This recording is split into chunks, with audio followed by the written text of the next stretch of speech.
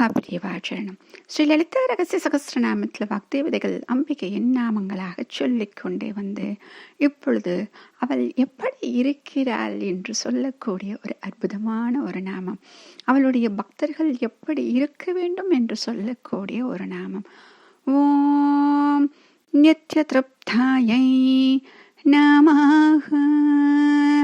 ஓம் நித்ய திருப்தாயை நமஹ.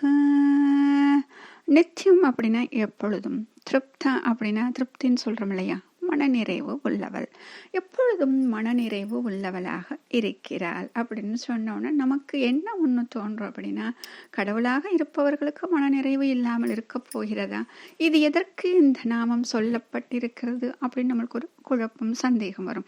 ஏன் அப்படின்னா, எப்பொழுது அந்த திருப்தி நமக்கு கிடைக்காது அப்படின்னா, நம்மை விட அந்நியமாக ஏதாவது ஒரு பொருள் இருக்க வேண்டும், அதை நாம் தேடி பெற வேண்டும் என்று நாம் நினைப்போம்.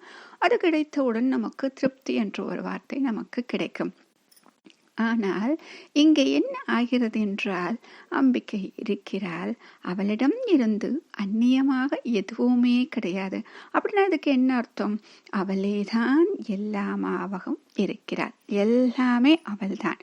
அடுத்தது நமக்காக எல்லாமாகவும் ஆகிறாள். இதற்கு என்ன அர்த்தம் அப்படின்னா, இப்போ நம்ம சொல்றோம் இந்து மதம் அப்படின்னு சொன்னோன்னு இத்தனை கடவுள்கள் எதற்கு அப்படின்னு ஒரு பெரிய கேள்வி நமக்கு வருது இல்லையா. இப்போ இதற்கு அந்த விடைதான், நமக்காக எல்லாமாகவும் இருக்கிறார். அப்ப நீங்க எந்த வடிவத்தில் வணங்கினாலும் அனைத்தும் அவள்தான். ஏனென்றால் எல்லாமே இவள்தான், இவளுக்குள் அடங்கி விடுகிறது. அனைத்திற்கும் மூலம் இவள்தான். அப்ப இவள் எப்படி இருக்கிறாள் என்றால், எப்பொழுதும் ஆனந்த ஸ்வரூபமாக இருப்பதால் இவள் நித்திய திருப்தா என்று சொல்லப்படுகிறாள். மகாபிரியவாச்சரணம்.